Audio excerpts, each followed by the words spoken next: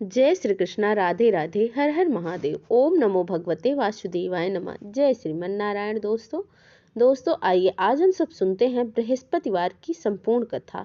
प्रेम से बोलिए विष्णु भगवान की जय हो, सभी देवी देवताओं की जय हो, लक्ष्मी माता की जय हो, बृहस्पति देव की जय हो। ओम बृहस्पति नमः। बृहस्पतिवार को व्रत करके कथा पढ़ने अथवा किसी दूसरे स्त्री पुरुष द्वारा सुनने की परंपरा है। बृहस्पतिवार का व्रत करने और व्रत कथा सुनने से स्त्री पुरुष की सभी मनोकामनाओं की पूर्ति होती है, धन संपत्ति की प्राप्ति होती है और निसंतानों को पुत्र मिलता है, परिवार में सुख शांति बनी रहती है और सभी प्रकार के दुखों से छुटकारा मिलता है। आइए पौराणिक कथा का श्रवण करते हैं। पौराणिक कथा के अनुसार प्राचीन समय की बात है। भारतवर्ष में एक राजा राज्य करता था। वह बड़ा ही प्रतापी और दानी था। वह नित्य प्रति मंदिर में भगवान दर्शन के लिए जाया करता था। वह ब्राह्मण और गुरु की सेवा किया करता था। उसके द्वार से कोई भी याचक निराश होकर नहीं लौटता था और वह प्रत्येक गुरुवार को व्रत रखता, पूजन करता, हर दिन गरीबों की सहायता करता। परंतु ये सब बातें उसकी रानी को बिल्कुल भी अच्छी नहीं लगती थी। वह न तो व्रत करती थी और ना ही किसी को एक पैसा दान में देती थी और राजा को भी ऐसा करने से मना किया करती थी। एक समय की बात है कि राजा शिकार खेलने वन को चले गए थे। घर पर रानी और दासी थी। उसी समय गुरु बृहस्पति साधु का रूप धारण करके राजा के दरवाजे पर भिक्षा मांगने के लिए आए। साधु ने रानी से भिक्षा मांगी तो वह कहने लगे, साधु महाराज, मैं तो इस दान पुण्य से तंग आ गई हूँ। इस कार्य के लिए तो मेरे पति देव ही काफी हैं। अब आप ऐसी कृपा करें कि हमारा सारा धन नष्ट हो जाए और मैं आराम से रह सकूं। साधु रूपी बृहस्पति देव ने कहा कि हे देवी, तुम तो बड़ी विचित्र हो। संतान और धन तो सभी चाहते हैं, भला इससे कोई दुखी होता है? पापी भी पुत्र और धन की इच्छा करता है। अगर तुम्हारे पास अधिक धन है तो भूखे मनुष्यों को भोजन करवाओ, प्याऊ लगवाओ, ब्राह्मणों को दान दो, धर्मशालाएं बनवाओ, कुआं तालाब बावड़ी बाग बगीचे आदि का निर्माण करवाओ तथा निर्धनों की कुंवारी कन्याओं का विवाह करवाओ और यज्ञ आदि करो। इस प्रकार के कर्मों से कुल का और आपका नाम परलोक में भी सार्थक होगा और स्वर्ग की प्राप्ति होगी। किंतु रानी साधु की इन बातों से खुश नहीं हुई। उसने कहा, हे साधु महाराज, मुझे ऐसे धन की बिल्कुल भी आवश्यकता नहीं है जिसको मैं अन्य लोगों को दान देती फिरूं। उसको रखने और संभालने में ही मेरा सारा समय नष्ट हो जाए। तब साधु ने कहा, हे देवी, अगर तुम्हारी ऐसी इच्छा है तो जैसा मैं तुम्हें बताता हूँ वैसा ही तुम करना। बृहस्पतिवार के दिन घर को गोबर से लीपना, अपने केसों को पीली मिट्टी से धोना, राजा से कहना कि दाढ़ी कटवाए और भोजन में मांस मदिरा खाना, कपड़े धोबी को देना। इस प्रकार 7 बृहस्पतिवार करने से तुम्हारा सारा धन नष्ट हो जाएगा। ऐसा कहकर साधु महाराज रूपी बृहस्पति देव अंतर्ध्यान हो गए। रानी ने साधु के कहे अनुसार 7 बृहस्पतिवार तक वैसा ही किया। साधु के बताए गए अनुसार कार्य करते हुए केवल 3 बृहस्पतिवार ही बीते थे कि उसकी समस्त धन संपत्ति नष्ट हो गई। भोजन के लिए दोनों समय परिवार तरसने लगा तथा सांसारिक भोगों से दुखी रहने लगा। तब वह राजा रानी से कहने लगा, हे रानी, तुम यहाँ पर रहो, मैं दूसरे देश को जाता हूँ, क्योंकि यहाँ पर मुझे सभी लोग जानते हैं, इसलिए मैं यहाँ पर कोई कार्य नहीं कर सकता। मैं अब परदेश जा रहा हूँ, वहाँ कोई काम धंधा देखूंगा, शायद हमारे भाग्य ही बदल जाएं। ऐसा कहकर राजा प्रदेश को चला गया। वह वहां पर जंगल से लकड़ी काट कर लाता और शहर में बेचता। इस तरह जीवन व्यतीत करने लगा। इधर राजा के बिना रानी और दासी दुखी रहने लगे। किसी दिन भोजन मिलता और किसी दिन उनको भोजन ही नहीं मिलता था, जल पीकर ही सो जाती थी। एक बार रानी और दासी को 7 दिन तक बिना भोजन के रहना पड़ा। तो रानी ने अपनी बहन दासी से कहा, हे दासी, पास ही के नगर में मेरी बहन रहती है, बड़ी ही धनवान है, तो उसके पास जा और वहां से 5 सेर बेजर मांग कर ले आ, जिससे कुछ समय के लिए बसर हो जाए। दासी रानी की बहन के पास गई। रानी की बहन उस समय पूजा कर रही थी। दासी ने रानी की बहन से कहा कि रानी, मुझे आपकी बहन ने भेजा है, मुझे 5 सेर बेजर दे दो। दासी ने यह बात अनेक बार कही, परंतु रानी की बहन ने कोई उत्तर नहीं दिया कि उस समय वह बृहस्पतिवार की कथा सुन रही थी। जब दासी को रानी की बहन से कोई उत्तर नहीं मिला तो वह बहुत दुखी हुई। उसे क्रोध भी आया। वह लौट कर आई, रानी से बोली, हे रानी, आपकी बहन तो बड़ी ही घमंडी है, वह तो छोटे लोगों से बात ही नहीं करती। मैंने उससे बहुत बार कहा लेकिन उसने कोई उत्तर नहीं दिया। मैं वापस चली आई। रानी बोली, हे दासी, उसमें उसका कोई दोष नहीं है। जब बुरे दिन आते हैं तब कोई सहारा नहीं देता। अच्छे बुरे का तो पता विपत्ति में ही लगता है। अब तो जो ईश्वर की इच्छा होगी वही होगा हमारे साथ। यह सब हमारे भाग का दोष है। उधर रानी की बहन ने सोचा कि मेरी बहन की दासी आई थी, परंतु मैं उससे नहीं मिली, इससे वह बहुत दुखी हुई होगी। अतः कहानी सुनकर विष्णु भगवान का पूजन समाप्त कर अपनी बहन के घर गई और कहने लगी, हे बहन, मैं बृहस्पतिवार का व्रत कर रही थी, तुम्हारी दासी आई थी, परंतु जब तक कथा होती है तब तक न हम लोग उठते हैं ना ही कुछ बोलते हैं, इसलिए मैं नहीं बोली। कहो दासी, तुम क्यों आई थी? रानी बोली, बहन, हमारे घर अनाज नहीं था, वैसे तुमसे कोई बात छिपी नहीं है, इस कारण मैंने दासी को तुम्हारे पास 5 सेर बेजल लेने के लिए भेजा था। रानी की बहन बोली, बहन देखो, बृहस्पति भगवान सबकी मनोकामनाओं को पूर्ण करते, देखो शायद तुम्हारे घर में अनाज रखा हो। यह सुनकर दासी घर के अंदर गई तो वहां उसे एक घड़ा बेझर का मिला। बड़ी हैरानी हुई दासी को, क्योंकि उसने एक एक बर्तन देख लिया था। उसने बाहर आकर रानी को बताया। दासी अपनी रानी से कहने लगी, हे रानी, वैसे तो हम अन्न नहीं मिलता था तो हम तो रोज भी व्रत किया करते थे। अगर इनसे व्रत की विधि पूछ ली जाए तो हम भी व्रत कर लिया करेंगे। दासी के कहने पर रानी ने अपनी बहन से बृहस्पतिवार व्रत के बारे में पूछा। उसकी बहन ने बताया, हे रानी बहन, बृहस्पतिवार को सूर्योदय से पहले उठना, स्नान करके बृहस्पतिवार का व्रत करना चाहिए, लेकिन उस दिन सिर नहीं धोना चाहिए। बृहस्पतिवार के व्रत में चने की दाल और मुनक्का से विष्णु भगवान के केले की जड़ में पूजन करें तथा दीपक जलाएं। उस दिन एक ही समय भोजन करें। भोजन पीले खाद्य पदार्थ का ही करें और कथा सुने। करने से भगवान गुरु बृहस्पति देव प्रसन्न होते हैं, अन्न पुत्र धन देते हैं, मनोकामनाएं पूर्ण करते हैं। व्रत और पूजन की विधि बताकर रानी की बहन अपने घर को लौट आई। रानी और दासी दोनों ने निश्चय किया कि बृहस्पतिवार के दिन बृहस्पति देव भगवान का पूजन करेंगे। 7 दिन बाद बृहस्पतिवार आया तो उन्होंने व्रत रखा। गुड़स्वाल में जाकर चना गुड़ बिन लाई और उसकी दाल में से केले की जड़ में पूजन किया। भगवान विष्णु का अब पीला भोजन कहाँ से आए? दोनों बड़े दुखी थे, परंतु उन्होंने व्रत किया था, इस कारण बृहस्पति देव भगवान प्रसन्न थे। एक साधारण व्यक्ति के रूप में 2 थालों में सुंदर पीला भोजन देकर आए और दासी को देकर बोले, दासी, यह भोजन तुम्हारे लिए है, रानी के लिए है, तुम दोनों कर लेना। दासी भोजन पाकर बहुत प्रसन्न हुई और रानी से बोली, रानी जी भोजन कर लो। रानी को भोजन के बारे में तो कुछ मालूम ही नहीं था, इसीलिए वह दासी से बोली, जाओ तू ही भोजन कर, तू व्यर्थ में ही हमारी हंसी उड़ाती है। तब दासी बोली, रानी, एक व्यक्ति हमें भोजन देके गए हैं। तब रानी कहने लगी कि वो भोजन तेरे लिए ही देकर गए होंगे, तू ही जाकर भोजन कर ले। कहा, नहीं, वह हम दोनों के लिए भोजन देके गए हैं, 2 थालों में देके गए हैं, इसीलिए मैं और आप दोनों एक साथ ही भोजन करेंगे। फिर दोनों ने गुरु भगवान को नमस्कार कर भोजन किया। उसके बाद से प्रत्येक बृहस्पतिवार गुरु भगवान का व्रत और पूजन करने लगी। बृहस्पति भगवान की कृपा से उनके पास धन हो गया, परंतु रानी फिर पहले के जैसा ही आलस्य करने लगी।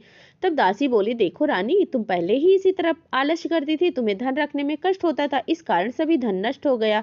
अब गुरु भगवान की कृपा से धन मिला है तो तुम फिर से आलस्य कर रही हो। बड़ी मुसीबतों के बाद हमने यह धन पाया है, इसीलिए हमें दान पुण्य करना चाहिए। तुम भूखे मनुष्यों को भोजन करवाओ, प्याऊ लगवाओ, ब्राह्मणों को दान दो, कुआं, तालाब, बावड़ी आदि का निर्माण करवाओ, मंदिर पाठशाला बनवाकर दान दो, कुंवारी कन्याओं का विवाह करवाओ, धन को शुभ कार्यों में खर्च करो, जिससे तुम्हारे कुल का यश बढ़े और स्वर्ग की प्राप्ति हो, पितर भी प्रसन्न होंगे। दासी की बात मानकर रानी ने इसी प्रकार के कर्म करने प्रारंभ कर दिए, जिससे उनका काफी यश फैलने लगा। एक दिन रानी और दासी आपस में विचार करने लगी, न जाने राजा किस दशा में होंगे, उनकी कोई खोज खबर भी नहीं है। उन्होंने बृहस्पति देव से प्रार्थना की। तब भगवान ने रात्रि में राजा को स्वप्न में कहा, हे राजा, उठ, तेरी रानी तुझको याद कर रही है, अब अपने देश को लौट जा। राजा प्रातःकाल उठकर जंगल में लकड़ियां काटकर लाने के लिए जंगल की ओर चल पड़ा। जंगल में से गुजरते हुए सोचने लगा, रानी की गलती से उसे कितना दुख भोगना पड़ा, रात पात छोड़कर उसे जंगल में आकर रहना पड़ रहा है, जंगल से लकड़ियां काटकर उन्हें बेचकर गुजारा करना पड़ा। उसी समय उस जंगल में बृहस्पति देव एक साधु का रूप धारण करके आए और राजा के पास आकर बोले, लकड़हारे, तुम इस सुनसान जंगल में किस चिंता में बैठे हो, बतलाओ। यह सुनकर राजा की आंखों से आंसू भर आए और साधु की वंदना करके वह बोला, हे प्रभु, आप सब कुछ जानते हैं। ऐसा कहकर राजा ने साधु को अपनी संपूर्ण कथा सुना दी। महात्मा दयालु होते हैं। राजा से बोले, हे राजा, तुम्हारी पत्नी ने बृहस्पति देव के प्रति अपराध किया था, जिसके कारण तुम्हारी यह दशा हुई है। अब तुम किसी प्रकार की चिंता मत करो, भगवान तुम्हें पहले से भी अधिक धन देंगे।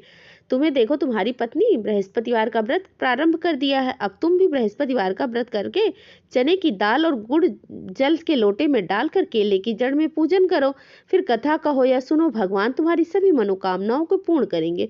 साधु को प्रसन्न देखकर राजा बोले, हे प्रभु, मुझे लकड़ी बेचकर इतना पैसा नहीं मिलता जिससे कि भोजन करने के उपरांत भी मैं कुछ बचा सकूं। मैंने रात में अपने रानी को व्याकुल देखा है, मेरे पास कोई साधन नहीं है जिससे समाचार जान सकूं। मैं बृहस्पतिवार की कथा कहानी क्या कहूँ, मुझे तो कुछ मालूम ही नहीं है। साधु ने कहा, हे राजा, तुम किसी बात की चिंता मत करो। बृहस्पतिवार के दिन तुम रोजाना की तरह लकड़ियां लेकर शहर में जाओ, तुम्हें रोज से दुगना धन प्राप्त होगा, इससे तुम भली भांति भोजन भी कर लोगे, बृहस्पति देव का पूजा की सामग्री भी आ जाएगी। बृहस्पतिवार की कथा इस प्रकार है। प्राचीन काल में एक बहुत निर्धन ब्राह्मण था, उसकी कोई संतान नहीं थी। वह नित्य व्रत पूजा पाठ किया करता था, परंतु उसकी पत्नी बड़ी मालिनता के साथ रहती थी। वह न तो स्नान करती, ना ही किसी देवता का पूजन करती थी। प्रातःकाल उठते ही सबसे पहले वो भोजन करती थी, बाद में कोई अन्य कार्य करती थी। ब्राह्मण देवता बहुत दुखी रहते थे, परंतु वो उसको बहुत समझाते, किंतु उसका कोई परिणाम ही नहीं निकलता था। भगवान की कृपा से ब्राह्मण की पत्नी की कन्या उत्पन्न हुई। वह कन्या अपने पिता के घर में बड़ी होने लगी। वह बालिका प्रातःकाल स्नान करके भगवान विष्णु का जप करती। वह बचपन से ही बृहस्पतिवार का व्रत करने लगी थी। पूजा पाठ समाप्त कर स्कूल जाती तो अपनी मुट्ठी में जौ भर कर ले जाती। पाठशाला जाने के मार्ग में डालती हुई जाती। वही जो सोने के हो जाते तो लौटते समय उसको बीन कर घर ले आती। एक दिन वह बालिका सोने के जौ को फटक रही थी, साफ कर रही थी। तभी उसकी माँ ने देख लिया और कहने लगी, बेटी, सोने के जौ को फटकने के लिए सोने का सूप होना चाहिए। दूसरे दिन गुरुवार था। उस कन्या ने व्रत रखा था। बृहस्पति देव से प्रार्थना करके कहा, हे प्रभु, यदि मैं सच्चे मन से आपकी पूजा करती हूँ तो मुझे सोने का सूप दे दो। बृहस्पति देव ने उसकी प्रार्थना को स्वीकार कर लिया। वह पाठशाला जाते हुए जौ को फैलाते हुए जाने लगी। पाठशाला से लौटकर जब वह जौ बीन रही थी तो बृहस्पति देव की कृपा से उसे सोने का सूप मिला। उसे वह घर लेकर आई और उसने जौ साफ करने लगी, परंतु उसकी माँ का वही ढंग रहा। एक दिन की बात है, वह कन्या सोने के सूप में जौ साफ कर रही थी। उस समय उस नगर का राजकुमार वहां से होकर निकला। कन्या का रूप और सोने के सूप में जौ साफ करते हुए देखकर उस कन्या पर मोहित हो गया। राजमहल आकर भोजन और जल त्याग दिया, उदास होकर लेट गया। राजा को जब राजकुमार द्वारा अन्न जल त्यागने का समाचार मिला तो अपने मंत्रियों के साथ वह अपने पुत्र के पास आए और बोले, हे बेटा, तुम्हें किस बात का कष्ट है? किसी ने तुम्हारा अपमान किया है अथवा कोई और कारण? मुझे बताओ, मैं वही कार्य करूंगा जिससे तुम्हें प्रसन्नता होगी। तब राजकुमार ने अपने पिता की बातें सुनी और बोला, मुझे आपकी कृपा से किसी बात का कोई दुख नहीं है। किसी ने न मेरा अपमान किया है, परंतु मैं उस लड़की के साथ विवाह करना चाहता हूँ जो सोने के सूप में जौ साफ कर रही थी। यह सुनकर राजा आश्चर्य में पड़ गया और बोला, हे बेटा, इस प्रकार की कन्या का तो पता तुम ही लगाओ। मैं उसके साथ तुम्हारा विवाह अवश्य ही कर दूंगा। राजकुमार ने राजा को उस लड़की के घर का पता बतलाया। मंत्री उस लड़की के घर गया और राजा का आदेश ब्राह्मण को सुनाया। कुछ दिन बाद ब्राह्मण की कन्या का विवाह राजकुमार के साथ संपन्न हो गया। कन्या के जाते ही ब्राह्मण देवता के घर में पहले की तरह ही गरीबी का वास हो गया। अब भोजन के लिए भी अन्न बड़ी मुश्किल से मिलता था। एक दिन दुखी होकर ब्राह्मण अपनी कन्या से मिलने के लिए गया। बेटी ने पिता की दुखी अवस्था को देखा और अपनी माँ का हाल पूछा। ब्राह्मण देवता ने सभी हाल कह सुनाया। तब कन्या ने बहुत सारा धन देकर अपनी को विदा कर दिया। इस तरह ब्राह्मण का कुछ समय तो सुखपूर्वक बीता, लेकिन कुछ दिन बाद फिर वही हालात हो गए।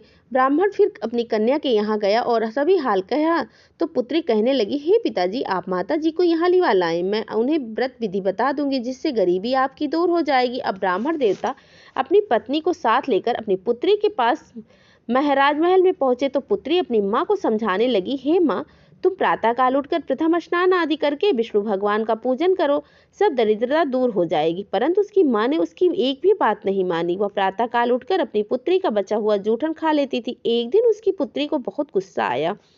उसने एक रात को सारा सामान कमरे से निकाला और अपनी माँ को उस कोठरी में बंद कर दिया। प्रातः उसमें से जब निकाला, स्नान आदि करवा के पूजा पाठ करवाया तो उसकी माँ की बुद्धि ठीक होने लगी। इसके बाद वह नियम से पूजा पाठ करने लगी। प्रत्येक बृहस्पतिवार को व्रत करने लगी। इस व्रत के पुण्य से प्रभाव से उसकी माँ भी बहुत धनवान हो गई और बृहस्पति देवता के प्रभाव से स्वर्ग को गई। ब्राह्मण से भी सुखपूर्वक इस लोक का सुख भोग कर स्वर्ग को प्राप्त हुआ। इस तरह कहानी कहकर साधु महाराज वहां से लोप हो गए। धीरे धीरे समय बीतता गया।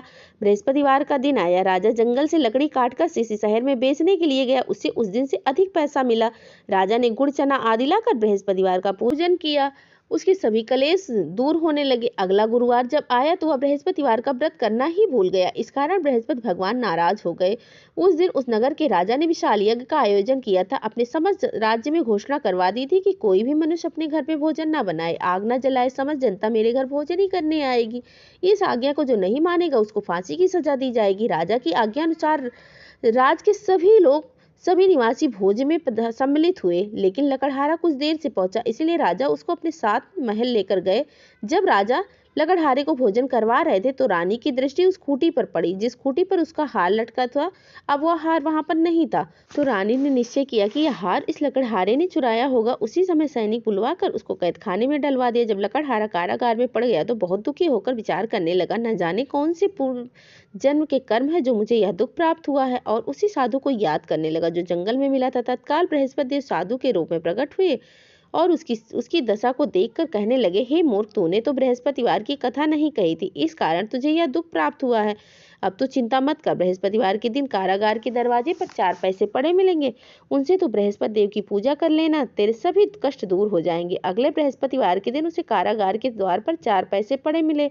राजा ने पूजा की और सामान मंगवाकर प्रसाद बांटा। उसी रात को बृहस्पति देव ने उस नगर के राजा को स्वप्न में कहा, हे राजा, तूने जिस आदमी को कारागार में बंद कर दिया है वह निर्दोष है, वह राजा है, उसे छोड़ देना। रानी का हार उसी खूंटी पर लटका हुआ है, अगर तू ऐसा नहीं करेगा तो मैं तेरे राज्य को नष्ट कर दूंगा। राजा प्रातःकाल उठा, खूंटी पर हार देखा और लकड़हारे को बुलवाकर क्षमा मांगी तथा राजा के योग्य सुंदर वस्त्र आभूषण भेंट किए उसे विदा कर दिया। गुरुदेव की आज्ञा अनुसार राजा जब अपने नगर की ओर चल दिया तो राजा जब नगर के निकट पहुंचा तो उसे बड़ा आश्चर्य हुआ। नगर में पहले से भी अधिक बाग बगीचे, तालाब, कुएं, बहुत सी धर्मशालाएं, मंदिर आदि बने हुए थे। राजा ने पूछा कि यह सब किसका बाग बगीचा, धर्मशाला है? तब नगर के सब लोग कहने लगे, यह सब रानी और उसकी दासी ने बनवाया। राजा को बड़ा आश्चर्य हुआ और गुस्सा भी आया। रानी ने खबर सुनी तो राजा को आ रहे हैं तो उसने अपनी दासी से कहा, हे दासी, देख राजा हमको कितनी बुरी हालत में छोड़ के गए थे, कहीं वह हमारी ऐसी दशा देखकर लौट न जाए, इसीलिए तू दरवाजे पर जाकर खड़ी हो जा।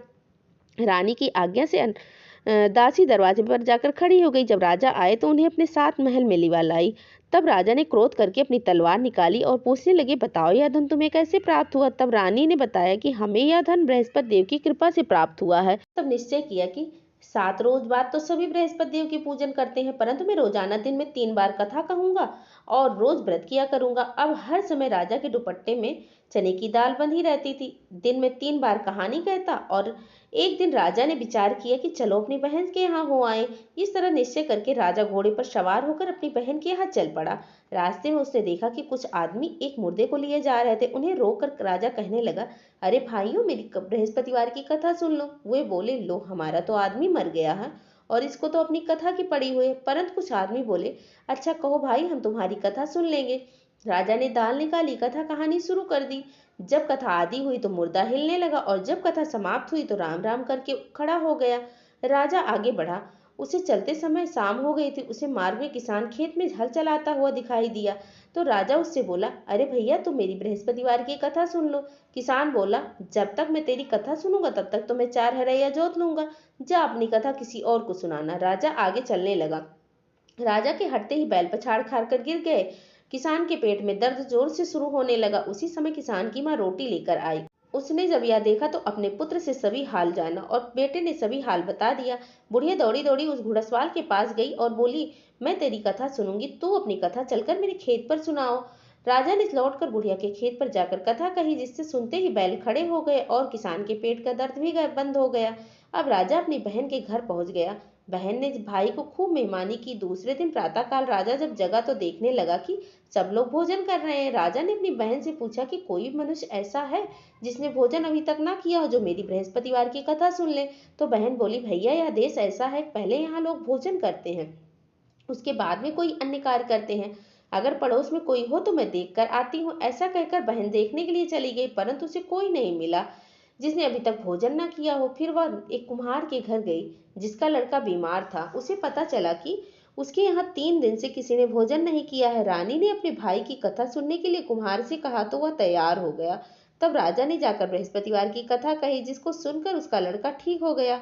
अब तो राजा की प्रशंसा होने लगी। एक दिन राजा ने अपनी बहन से कहा, हे बहन, अब मैं अपने घर को जाएंगे, तुम भी तैयार हो जाओ। राजा की बहन ने अपनी सास से पूछा अपने भाई के घर जाने के लिए। तब सास बोली, चली जा, परंतु किसी लड़के को मत लेके जाना, नहीं, तेरे भाई की कोई संतान नहीं है। बहन ने जब यह बात भाई से कही, भैया मैं तो चलूंगी, परंतु मेरे साथ कोई बालक नहीं जावेगा। तो राजा ने कहा, जब कोई बालक नहीं जावेगा तो तू ही चल के क्या करेगी? फिर दुखी मन से राजा अपने नगर को लौट आया। राजा ने अपनी रानी से कहा, हम निसंतान है, इसीलिए हमारे घर कोई आना पसंद नहीं करता, हम निर्वंशी राजा हैं। ऐसा कहकर वह बिना भोजन आदि किए सैया पर लेट गया।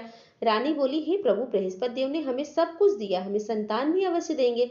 उसी रात बृहस्पति देव ने राजा को स्वप्न में कहा, राजा उठ, सभी सोच त्याग दे, तेरी रानी गर्भ से है। राजा को यह जब जानकारी मिली तो वह बड़ी प्रसन्नता हुई। 9वें महीने रानी के गर्भ से एक सुंदर पुत्र पैदा हुआ। जब राजा की बहन ने शुभ समाचार सुना तो वह बहुत खुश हुई और बधाई लेकर अपने भाई के यहाँ आई। तब रानी ने कहा घोड़ा चढ़कर आई, गधा चढ़कर आई। राजा की बहन बोली, भाभी मैं इस प्रकार नहीं बोलती तो तुम्हें संतान कैसे मिलती। बृहस्पति देव ऐसे ही हैं, जैसे जिसके मन में जो कामनाएं रहती हैं उसकी सभी मनोकामनाओं को बृहस्पति भगवान जरूर पूरी करते हैं। जो सद्भावना पूर्वक बृहस्पतिवार का व्रत करता है, कथा पढ़ता और अथवा सबको सुनाता है, बृहस्पति देव उसकी सभी मनोकामनाओं को पूर्ण करते हैं। बृहस्पति देव उसकी सदैव रक्षा किया करते हैं। ओम नमो भगवते वासुदेवाय नमः। जय श्रीमन नारायण। धन्यवाद।